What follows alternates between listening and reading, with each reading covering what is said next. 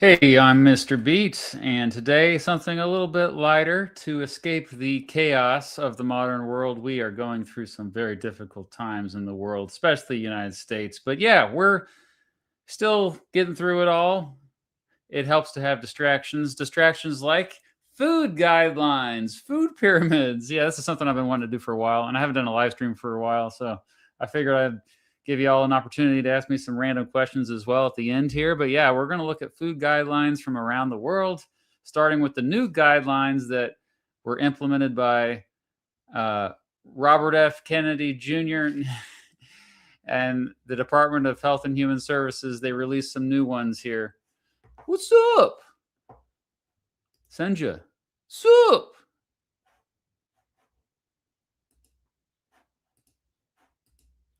Speaking of health, I sprained my wrist. So that explains this. I don't want to get into how that happened. Okay, I fell. Okay, I fell. I'm becoming an old man and I fell. All right, so in case you haven't heard the news, this is actually from a few months ago, but we now have a new food pyramid. In fact, it's flipped completely upside down, where now the priority is on protein, dairy, and healthy fats, and vegetables and fruits, of course, because, yeah, obviously, duh. But most interestingly, putting all those carbs, putting all that gluten down at the bottom of the pyramid. So the breads, the rice, the grains, it's typically not done this way.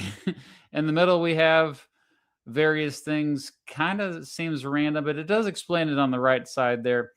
And I've linked in the description the entire document that the government released about this. But yeah, prioritizing protein foods at every meal, and this is why there's been this is maybe a byproduct, but the fact that they are adding protein to everything these days. Your cereal, your coffee. It's kind of gotten out of control, but. So yeah, an emphasis on consuming a variety of protein foods from animal sources, including eggs, poultry, seafood, blah blah blah, and then a lot of controversy because they are also promoting a lot of consumption of specifically meat, red meat, and dairy products. Which as we're going to see, we're going to compare this to other countries in the world. That's a bit different.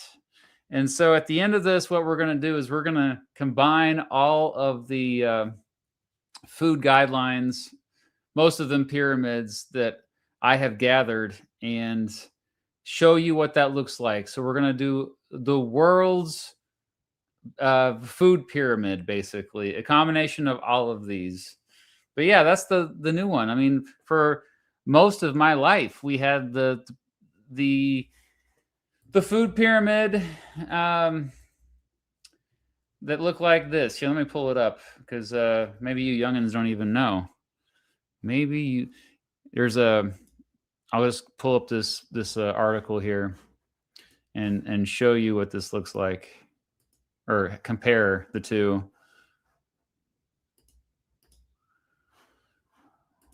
Just a moment. So there's the new one. And then we've got, this is from the 1980s. Eat a variety of foods, maintain ideal weight, avoid too much fat, saturated fat, cholesterol, eat foods with adequate starch and fiber. Now, fat used to have a bad rap, but it doesn't so much anymore. Avoid too much sugar, well, that's still true. Avoid too much sodium, that's still true. If you drink alcohol, do so in moderation.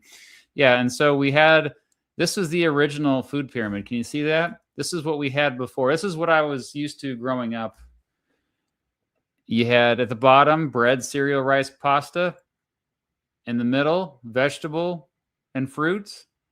Top, next to the, from the bottom, the next one from the top, milk, yogurt, and cheese. So all the dairy and meat. That includes tuna, all fish, but also chicken, poultry. So they lump that in with red meat. And then at the top, fats, oils, and sweets. This is what I was raised on. Most of you who are older remember this very well, probably. But that's not what we have anymore. Nope, folks, this is what we have now. And so I just find this fascinating, especially when you compare it to the rest of the world. So we're going to do that in this live stream. Oh, V-Man's here. Hey, watching your Q video made me look up Guatemala. What the U.S. did to Jacobo Arbenz is disgusting, not just to overthrow him, but make him strip in front of cameras. Yeah, I did not go into that in my video, but it was pretty messed up indeed. At least he got the last laugh with his reputation restored. Yeah, if you go to Guatemala today, there are statues of Arbenz. And in my coup video, I didn't go into great detail. It was just an overview of everyone. I just try to, make the video as accessible as possible, not too long, and hoped that people would do more research on their own, man. Thanks for that super chat, V-Man. All right, let's move on to other countries. Next up is India. This is India's food pyramid, which seems a bit more simplistic. At the bottom, of course, abstaining from drinking alcohol and tobacco makes sense. On the side, exercise regularly and be physically active. But this reminds me a lot of the old American pyramid. At the bottom, you got grains and then randomly milk in there, which I found surprising. The next one up, you have fruits and vegetables. And then the next one up, you've got meat and oils. And then it's kind of hard to see there at the top, but mostly the top is fried foods and sweets. So I did think it was interesting that India's current food pyramid is similar to the United States old pyramid. And they go even further. Check this out. They have different diets for different people at different stages in life. So you got a different one for little kids. Well, first of all, babies, and then kids, and then I guess teenage years, and then as adults, they break it up into younger adults and older adults. And they even break it up further with men and women.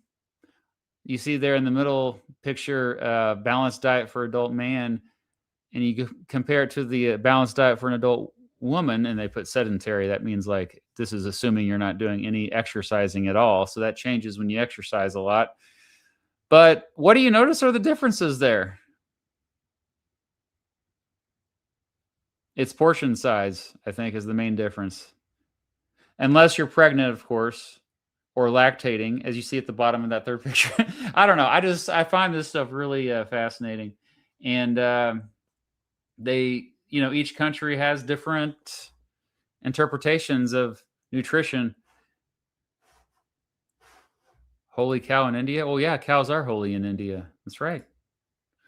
Oh, yeah, where is the beef? I don't think it's anywhere on these charts for India. Yeah. All right, let's go to the next country. Next country is China.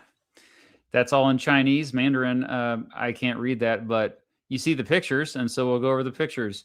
So their bottom level is a little bit different. You got bread, grains in there, but also it seems like cookies are in there, biscuits, and then corn is in there. You see the corn?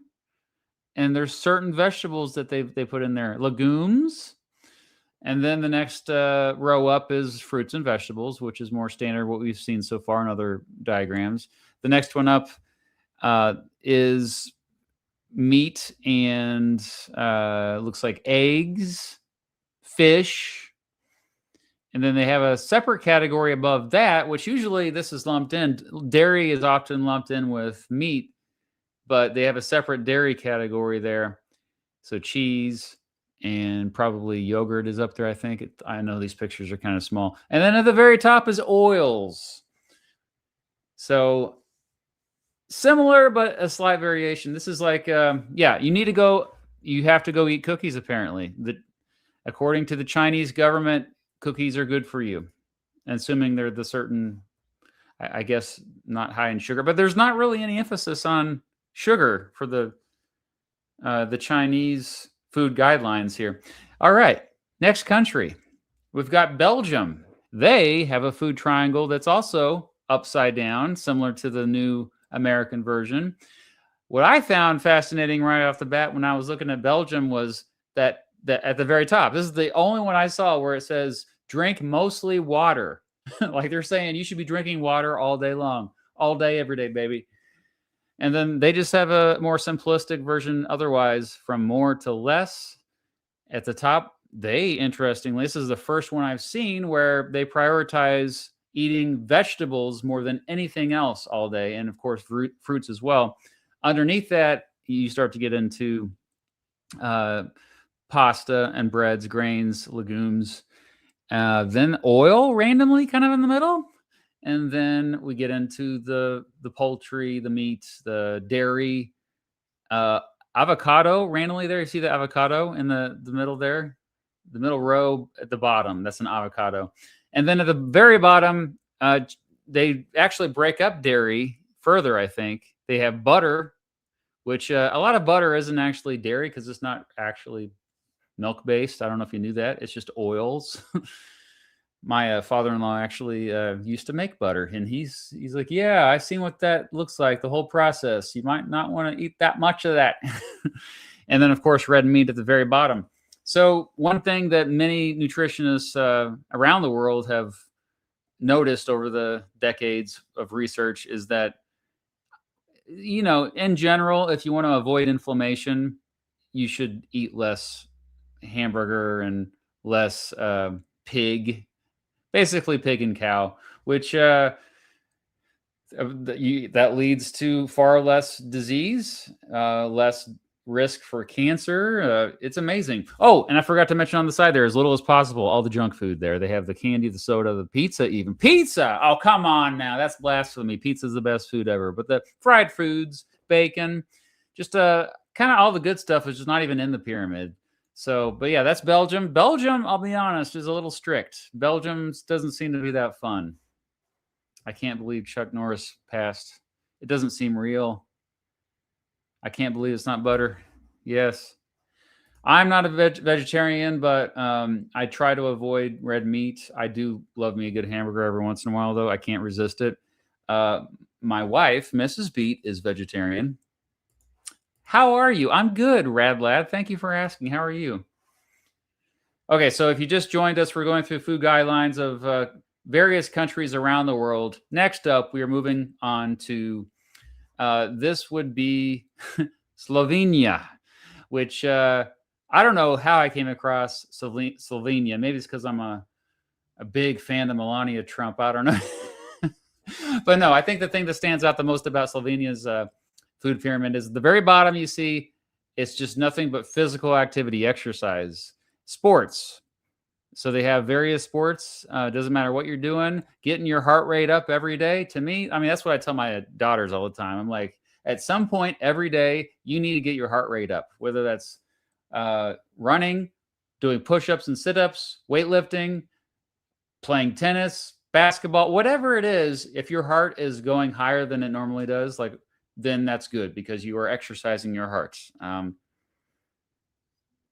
And then they get into, oh, this was the other one. Yeah, they also mentioned like the whole bottom, the next bottom row is water. It's just nothing but water, but they do include tea and sparkling water in there. I think that was interesting. And then make sure that it's not just tap water you see there at the left. It's also bottled water. That will suffice.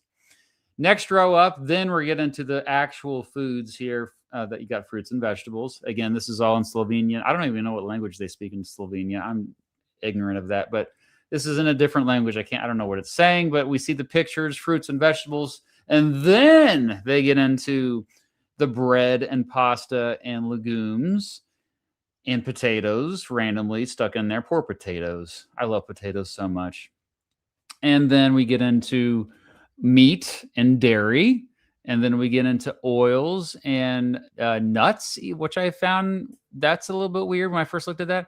And then at the very top, of course, sweets, ice cream cone at the very top, chocolate. I think chocolate should be further down personally. Okay. My daughter Regan is watching. Can you get back in the frame? Okay. I'm not in the frame. Was I not in the? My face is blocked. Oh, people don't want to see my face anyway. Is that better? But yeah, shout out to my daughter Regan who's watching. Half of my face was blocked. Oh, that's right, because it looks different on here than it looks for you all. So nobody in the chat gave a crap. None of you. Slovenian. They speak. Aaron the Harris is quite the genius. Thank you, Aaron. That's all in Slovenian, which I do not speak. I do not read that. But if you know Slovenian, this is what we're looking at here. Okay, now you can see my face. Did you really want to see my face? Okay. Oh, Nebulon's here. Hey, what's up? This is from Twitch. I'm also simulcasting on Twitch. And Eli plays Twitch is here. Yeah, I love to see it. How many countries do we have today? We have all 190 countries we are going through. I'm just kidding. I think we have like a dozen. We're almost done already. Next up is Australia. Australia. I can't do an Australian accent, but I always try. Never stop trying. They have water on there as well. They snuck that in the bottom right corner. And herbs and spices also in the bottom left corner. But otherwise, their emphasis is on not only vegetables, but legumes. You know, I think beans are underrated. So good for them. They sneak fruit over there, but, you know, they stress that you should eat more vegetables than fruit. Next row up, you got the grains. So again, the oats, the bread, the pasta, gluten, baby, quinoa. I'm glad that they label it even further in this, especially now that it's in English, so I can understand it. Next row up is milk, yogurt, cheese, and alternatives, lean meat, poultry, fish, eggs, nuts, seeds, and legumes. Oh, legumes are up there as well, but these are, okay, so similar to Slovenia, they actually have two different categories of legumes. So, and then at the top, healthy fats. What? Well, come on. Why are healthy fats at the very, I mean, come on. You should have those further down. I think I did. But yeah, I think overall, so far, we're seeing a pattern that vegetables rule. Fruits are second place. But third place is kind of a little bit more up in the air. Maybe legumes, maybe grains, depending on which country you ask. Next up. All right, we're going down to Africa, the largest country in Africa by population, the sixth most people in the world, Nigeria. And I know I said the water thing was really weird earlier, but now I'm realizing water is in all of these. Drink water always on the side there. This is also in English because, you know, Nigeria, a lot of Nigerians speak English. So they have, at the bottom, though, this is more similar to the old American food pyramid. They got bread. They have rice. They also put in random vegetables in there. I found it interesting that my two favorite foods that I would say most human beings' two favorite foods, at least in North America and South America, the Americas, is corn and potatoes, baby. Corn and potatoes. If you look at the vast majority of food Americans eat, there's a good chance that either corn or potato is in it. And that's down there. They differentiate those from other vegetables that you see the next row up, and then they put fruits there. According to Nigeria, fruits and vegetables have equal weight. Going another row up, you get to eggs, meat, fish, poultry, and dairy. Okay. And then next row up, oils and fats. This is where butter is, but also, of course, olive oil, vegetable oil, other types of oil, canola, I assume. And then confectionaries, as they call it. Eat less of these, they say. Yeah, you got candy, ice cream, fried foods, basically the junk food. So this is a pretty standard. Honestly, this Nigerian food guide, again, reminds me of more of the American pyramid from back in the day, the old one. Next up is Denmark. Denmark didn't do a pyramid. They were like, screw that. We're going to do a square, and then we'll just do it proportionally. So you see the biggest rectangle within this square is fruits and vegetables. Mostly vegetables in there, but they do sneak some fruit. You see oranges and apples and bananas. And then upper right-hand square, which is the second biggest square, is grains. You've got crackers and bread in there. And then you have two rectangles that are similar size. One is water, and the other one is legumes and looks like fish, and but also meat. I think that's a chicken leg in there. And then at the very bottom, that you have the oils and sugar, candy, or well, that's a cookie. Yeah. So I see no beer on Denmark. Must be a false picture. I know, right? That's doesn't. So I just hope by now you're realizing that the world kind of has generally sees nutrition the same way, with a few exceptions. And again, if you're also just joining us, we're going to combine all of these. Actually, I already did. I'm going to reveal that to you shortly. Next up is South Africa.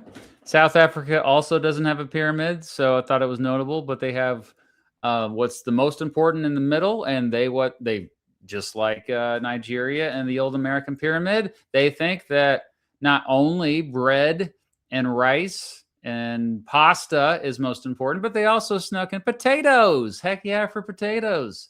I just find it fascinating that potatoes and sometimes corn are just snuck in with other categories. The next biggest circle for South Africa is the fruits and vegetables. You see the lower left-hand side. You got the legumes up there to the left as well, but that's about the same. Actually, that's a little bit smaller than, I would say, the dairy one at the top. And they, or no, I'm sorry, that's not dairy. The dairy one's on the right side, so it's about the same size as dairy. The top, I know why I was confused. It's water, but also, I think, because this is South Africa, I think it's tea or maybe coffee or both. Let us know in the chat. At the bottom, in addition to vegetable oils, they have butter, but peanut butter? Really? You're gonna do peanut butter dirty like that? Come on, peanut butter's not that bad for you. And then another smaller circle, about the same size as the dairy and the legumes, is the meat and eggs. So most of these charts are lumping together the red meat and white meat together. They're mixing, it doesn't matter what kind of animal it is, basically, they're mixing it all together. The UN's SDG initiative, I have not come across that actually, so I don't know much about it.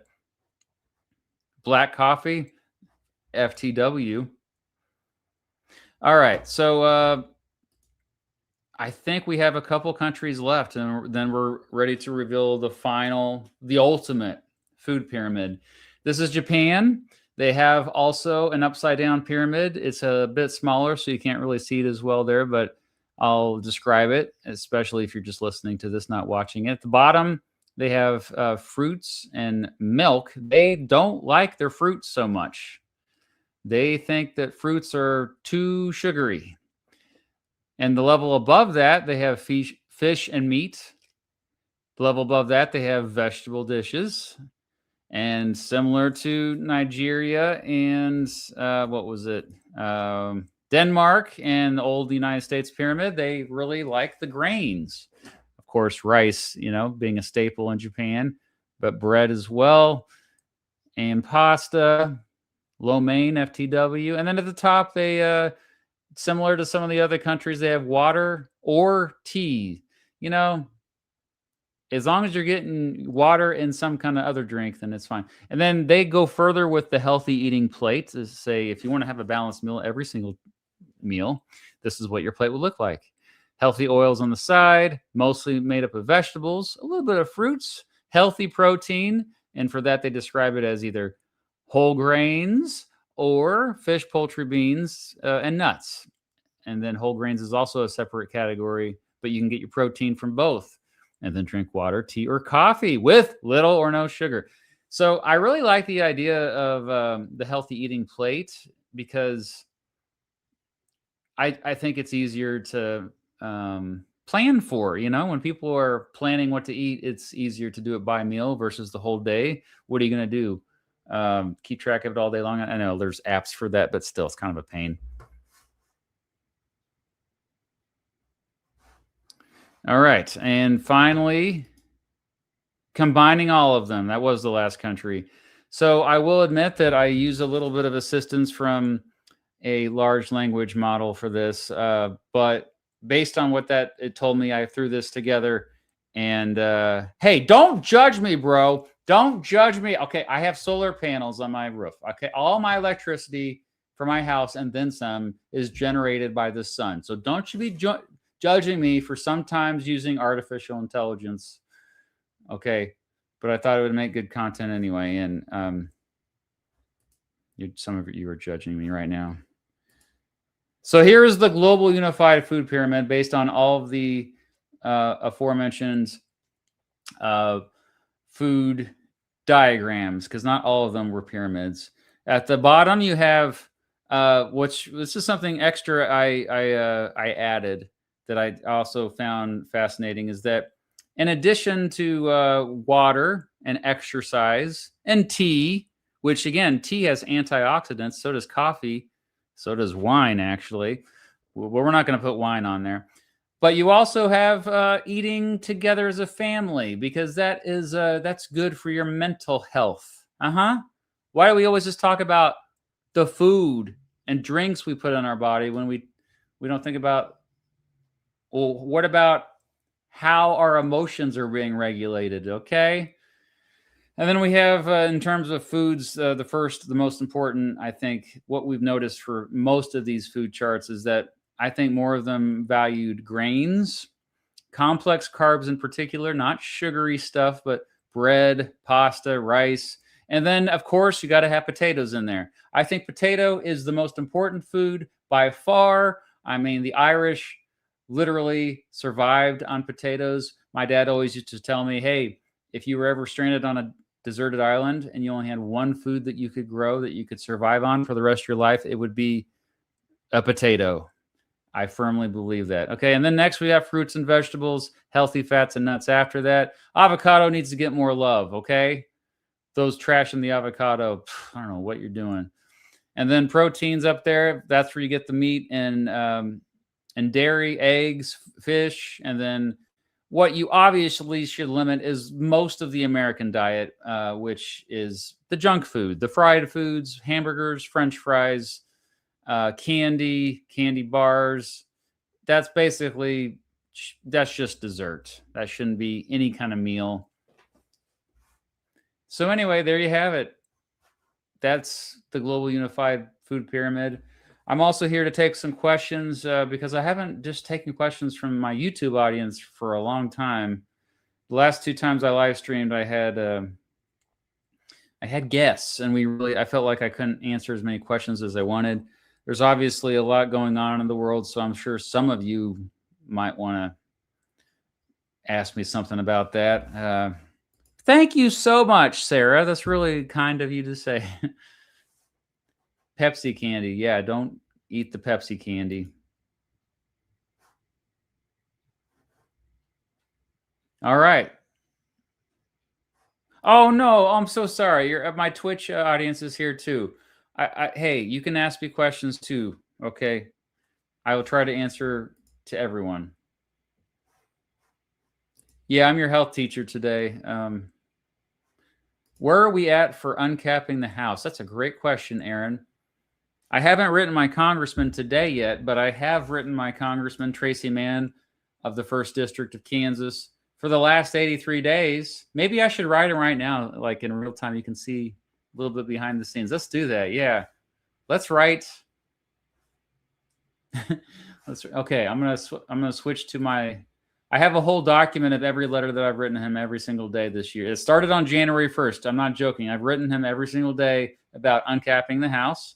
At first, he wasn't even responding to me. He didn't respond until the 76th day to answer my question why he doesn't support uncapping the house. He did respond, and now I'm still writing him to try to change his mind about the issue and raise awareness about the issue, basically. Yeah, let's just take a look at what I've got going on here. So this is yesterday's letter.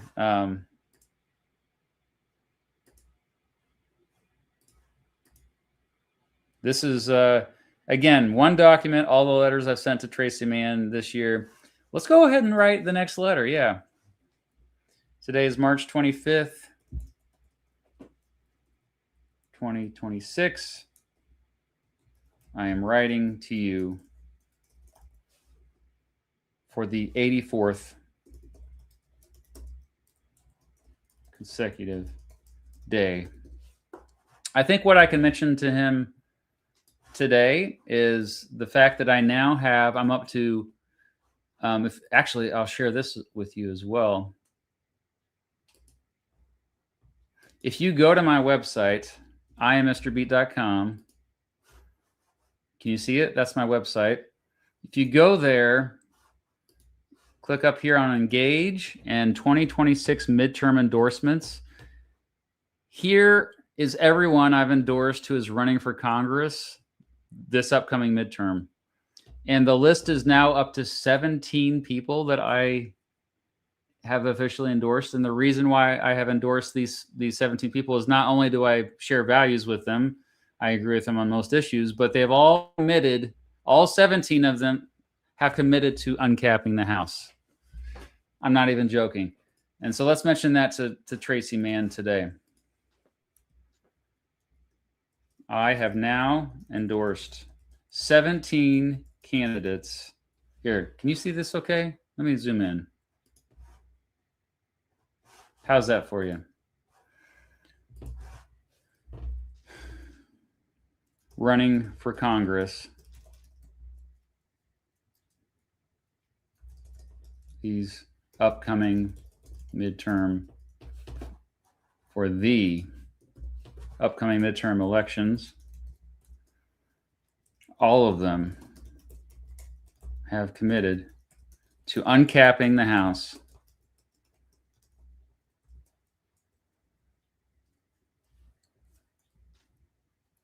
What else should I say to him today?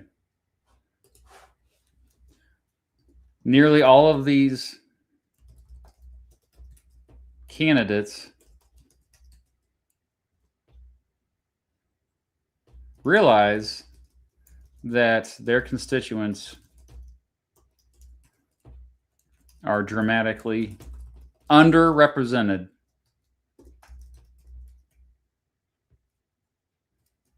And are willing and are bold enough to call for specific reforms to change that or to fix that. Uncapping the House is not a perfect solution. However, it's a solution that doesn't require a constitutional amendment and just a simple bill. In fact, U.S. Representative, your colleague, U.S. Representative,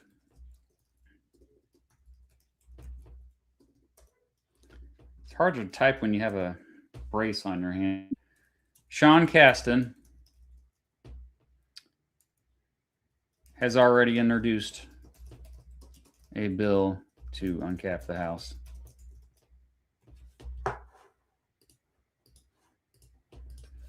I brought it up to you before, but in case you forgot about it, it's called, let me make sure I get the right number for it. It's called the Equal Voices Act, HR 4125.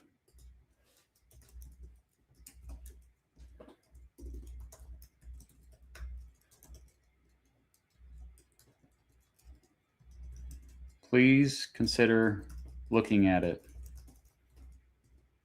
I will continue to write you every day about uncapping the House because I think this is the most important and practical reform we can make that will truly lead to all other reforms to make our country great again. Still not great again. Okay. Sincerely, I've been writing him every day for 84 days. And honestly, I can probably do this in my sleep at this point. So I copy this. Here's what I do. And then I go to his website. I do this every day. Sometimes I do it first thing in the morning. Sometimes I do it in the evening and I'm really tired. But I go to this website every single day. I don't want you to see my address. So I'm going to go away from the screen here for a second because I don't want you to see my address.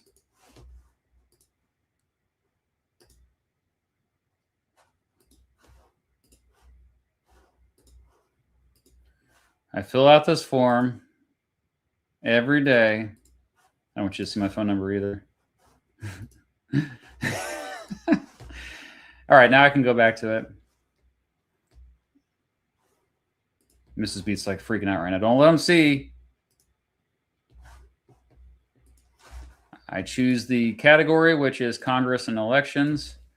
I paste my message in there.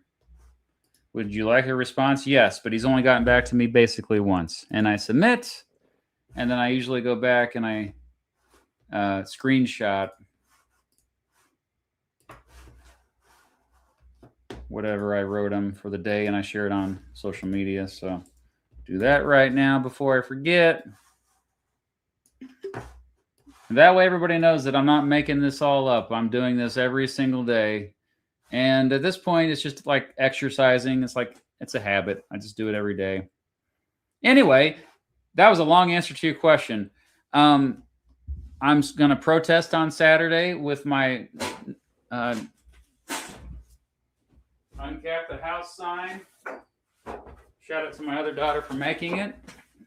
So it's this is what I'll be holding up on Saturday.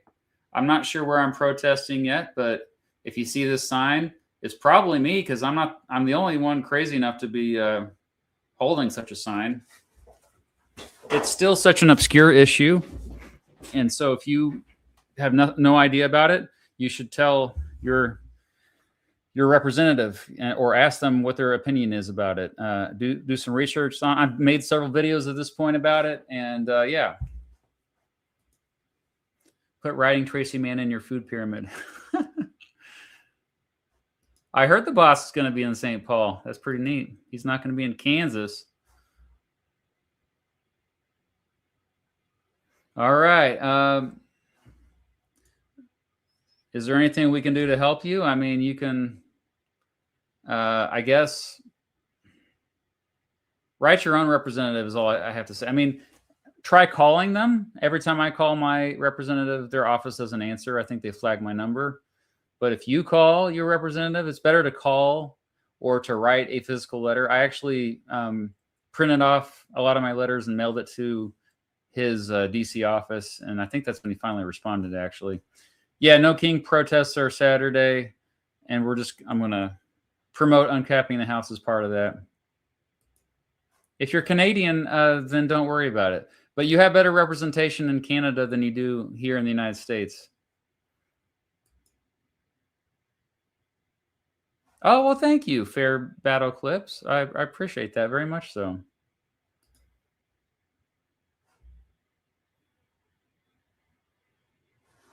If we uncap the house, won't the rain get in? Yeah, probably, but it's okay.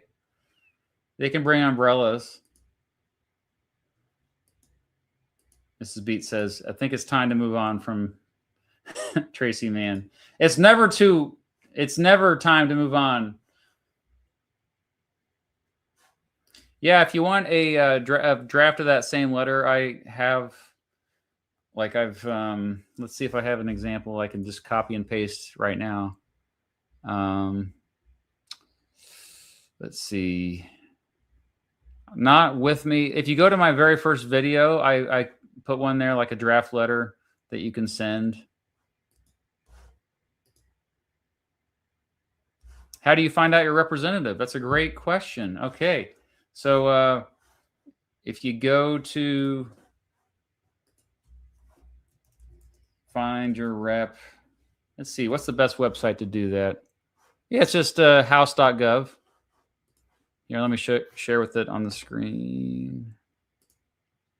House.gov, find your representative, you enter your zip code. And then usually, like for me, if you do that, that's my guy. Derek Schmidt is he's district that's not too far from me. My district's heavily gerrymandered. And then you can put your address for additional information. They can give you the contact information from this site as well.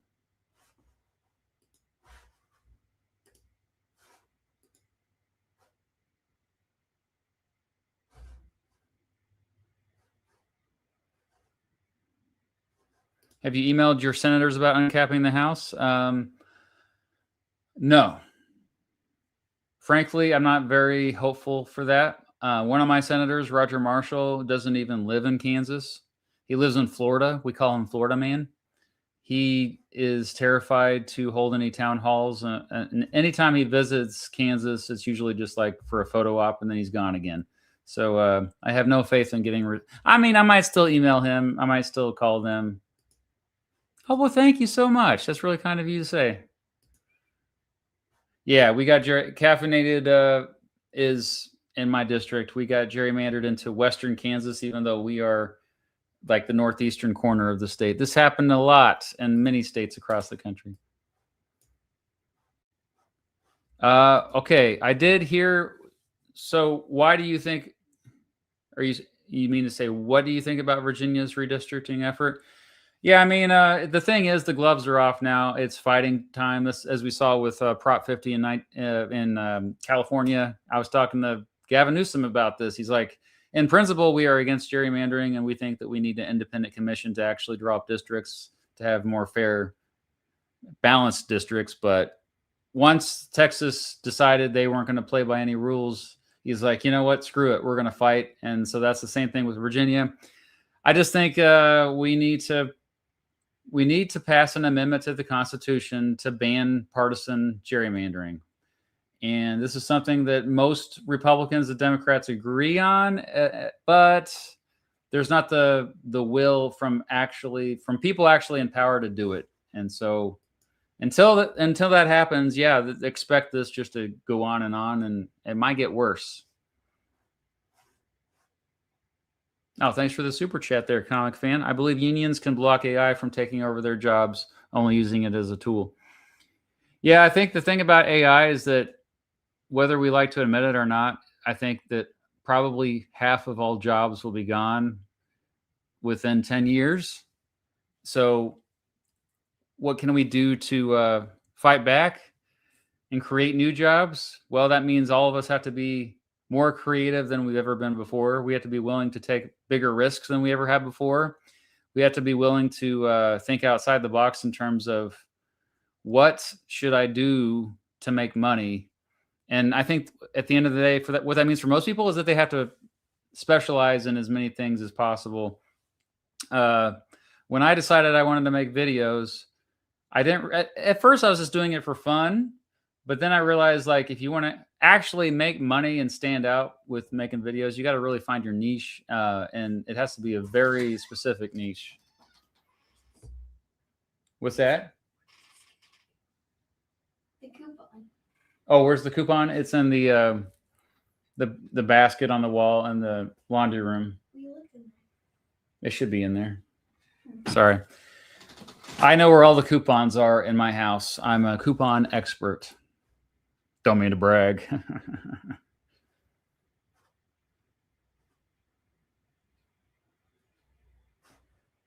Partisan gerrymandering has existed forever, have been to Illinois. Of course, it's horrible in Illinois. Absolutely horrendous. It was not drawn by Helen Keller. It was drawn by people very sophisticated. They know exactly what they're doing.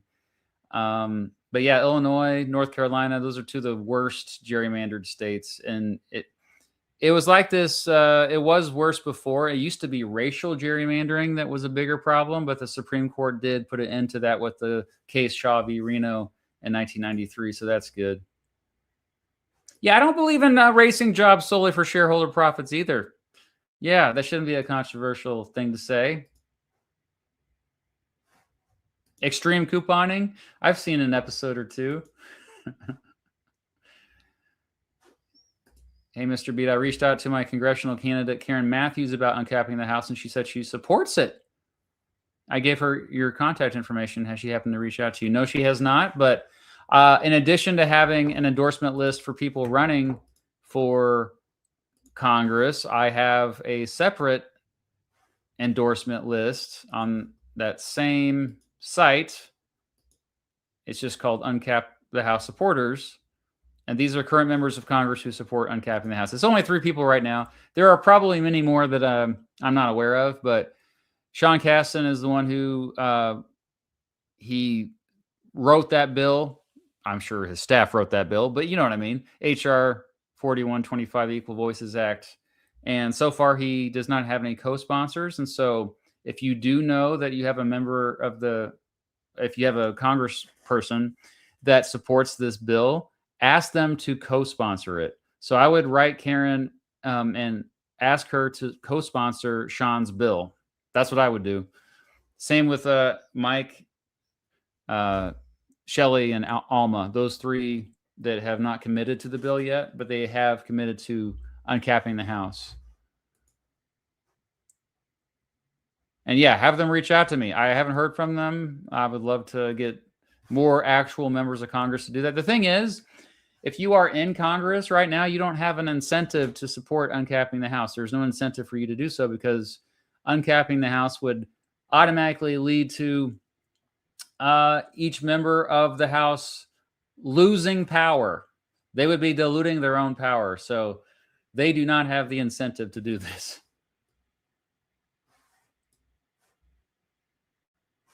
I just sprained it.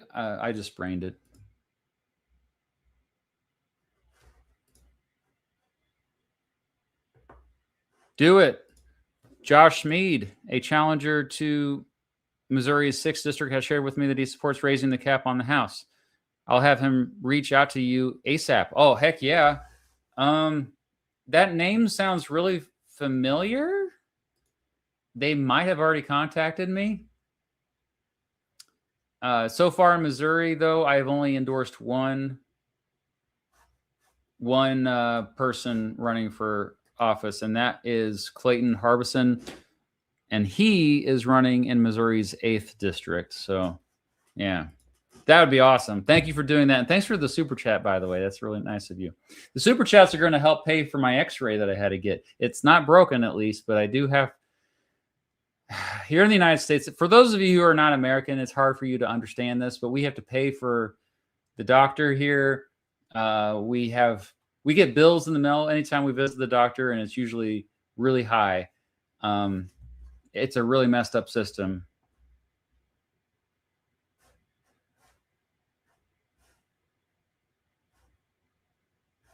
I agree with the timeline on AI and unemployment, but every individual becoming niche and creative isn't really a solution for a systemic problem at that point.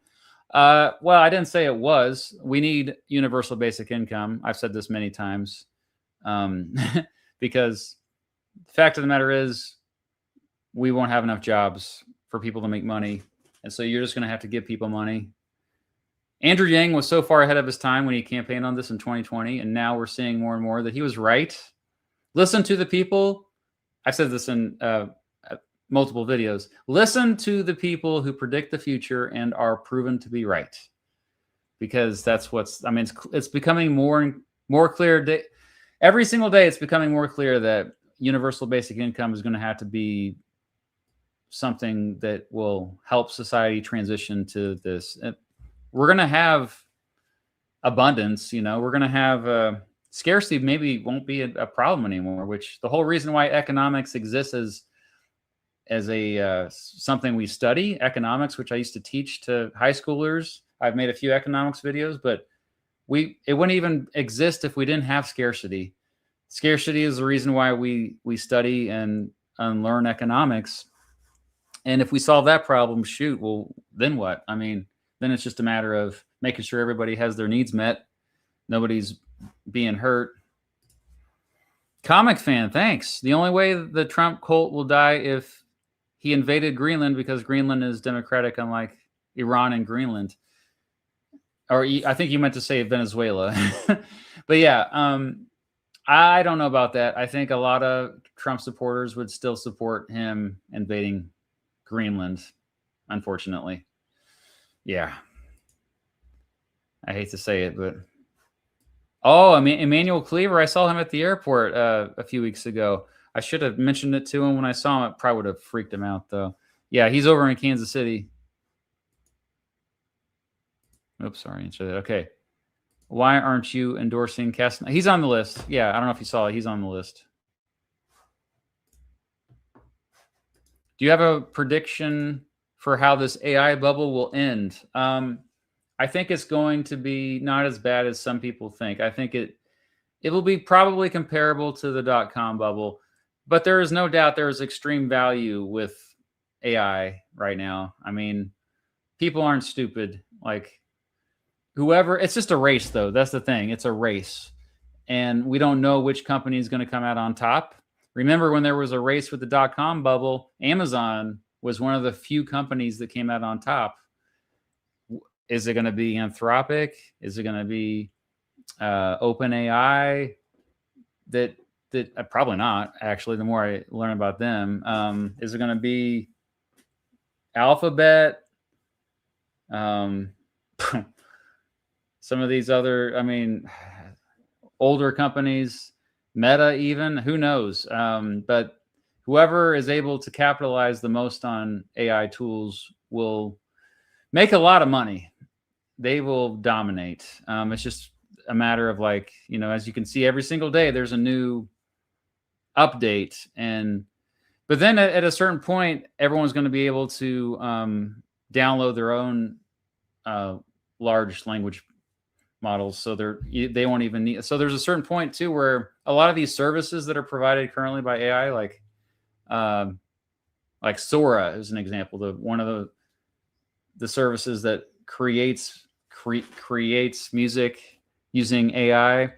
I don't think they're going to be able to make any money. A lot of these companies aren't going to be able to do it because you'll be able to do what they do for free on your own. You can just do and offline as well with an LLM. So I just think there's going to be a lot of companies that don't make it, and that's why there is a bubble.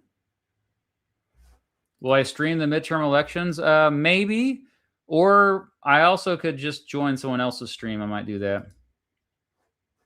Am I going to run for Congress in 2028? I don't want to. People were trying to talk me into running this year, and I resisted. Sora is officially closing. Oh. I didn't know that. OpenAI is still going public. I didn't know that either.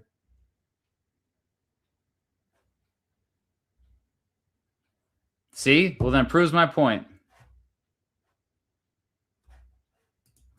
How long until AI-enabled domestic mass surveillance, and what fictitious system do you think is likely, assuming it does not already exist? I mean, it might already exist. I made that video about how we're living in every dystopian novel that warned us about the future. I was only half joking in that video. I mean, a lot of the surveillance we willingly just embraced in our own homes with smart speakers and the like, Ring cameras, baby monitors. I mean, it's creepy, but most people don't care about privacy anymore. They don't.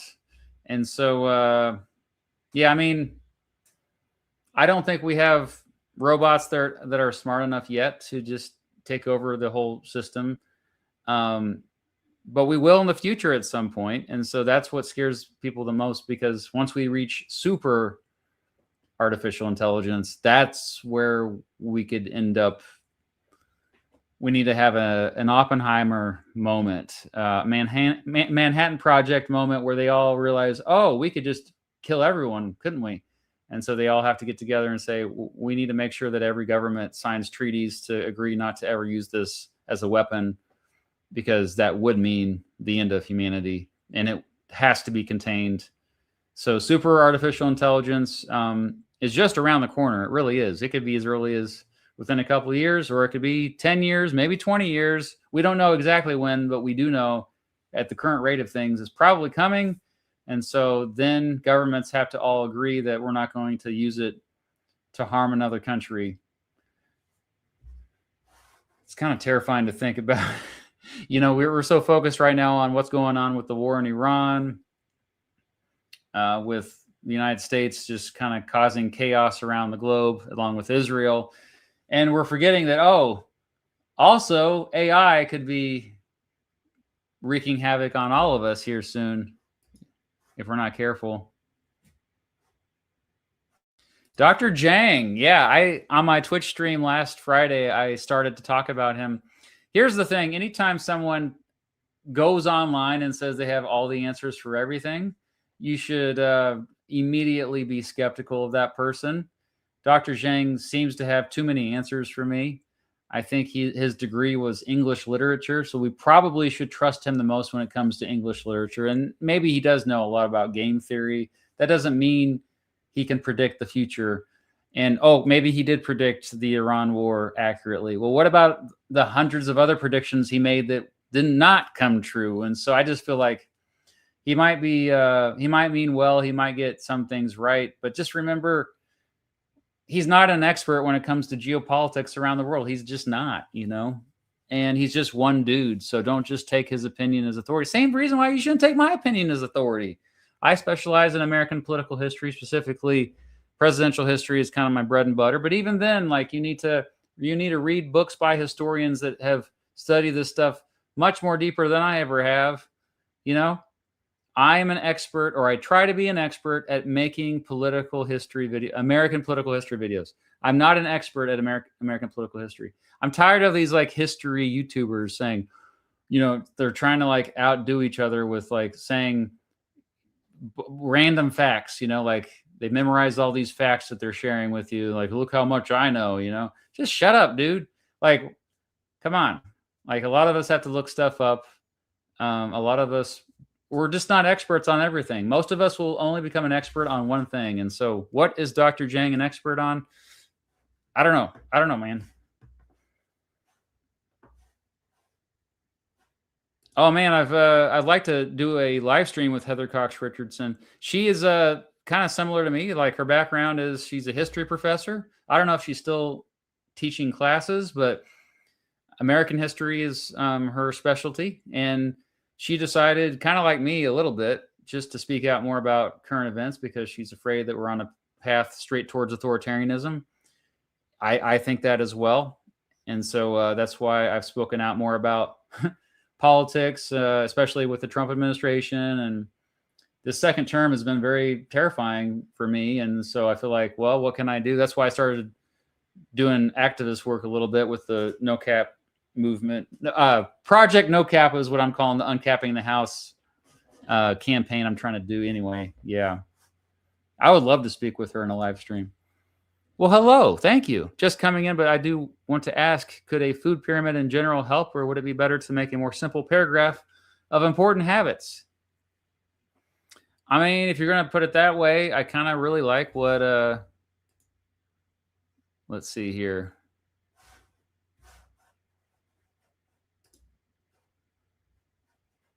Where'd it go? Oh, okay. I kind of like what was the country that had it? I kind of like this one, or this is was it this one I'm thinking of? Slovenia? Or yeah, this one, China too, a little bit, where they have exercise incorporated down there. I mean, people just like charts. So, but yeah, see that whole bottom layer there? It's just physical activity. There's another one that had something like this as well. Let me see if I can find it. Actually, maybe that was the chart that I had. Yeah, we're at the bottom there. You see, I mean, yeah, we're just talking ways to simplify it. Oh, a habit pyramid. I like that. I like that idea a lot. Heck yeah, Drew, FTW. I keep saying FTW today. What is wrong with me? It's getting hot in here. I need to turn the air conditioner. Last time I did this, I spilled my drink, so I won't. It either gets too cold or too hot. I got this little mini split. All right. Have I ever been to Virginia? What the heck? I spent a month there last summer. I filmed a bunch of videos there. Are you joking? Yeah, we stayed in Stanton for a while, and I filmed videos about James Madison, James Monroe, Thomas Jefferson, of course. Visited some Civil War sites, met up with Waffles, History with Waffles. What else did I do? I did a video about Christian nationalism, and I filmed that in Stanton, Virginia. That was a lot of fun. Brought the whole family. They helped me film. Lifestyle pyramid. I like it. All right. I was in North Carolina a couple weeks ago, and then a couple weeks before that. You want to know why? A couple weeks ago, I was in actually, that was a week and a half ago. I was meeting Mr. Beast. I'm not even joking. We are collaborating for a future video. I'm in the process of editing the video right now. So we were in Greenville, North Carolina. It was pretty crazy. Well, what part of North Carolina are you in?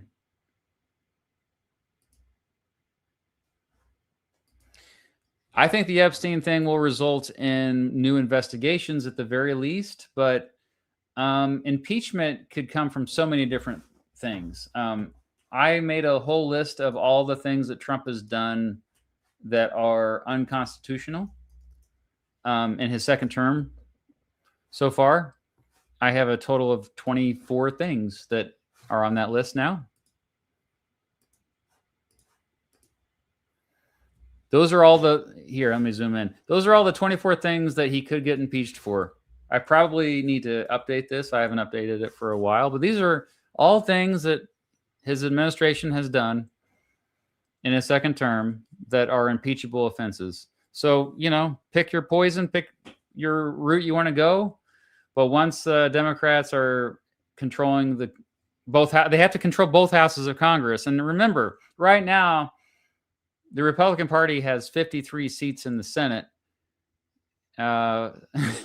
So you need a 60 Senate majority to kick a person out of office, out of public office at the federal level. So we're talking about a 13-person swing here. You'd have to have 13 Republicans basically go against their own party, which their party is the Trump party right now. Whatever Trump says that's their party right now. So we'll see. Crazier things have happened.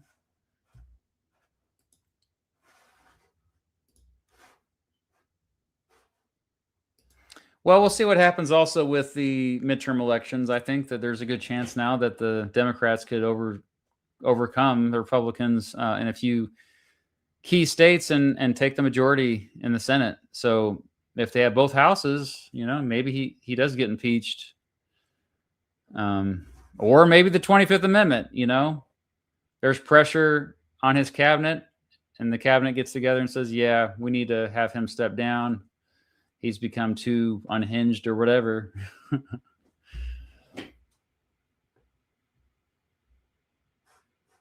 Tellerico is great. I've been following him a little bit. Yeah, he's really he's talking about class issues and avoiding culture war crap, which I think is the key to winning an election this cycle for sure. Oh, thank you so much. It is always relevant to talk about now. All right, we've gone about an hour, so I'm going to wrap it up. Thank you for being here. This was it was a bit fun. I would say it wasn't that serious, but I wanted to do something a little bit more lighthearted, considering how heavy the news has been lately. So hang in there, everybody. Thanks for watching my channel. I appreciate you very much. And just remember that Jeffrey Epstein didn't kill himself.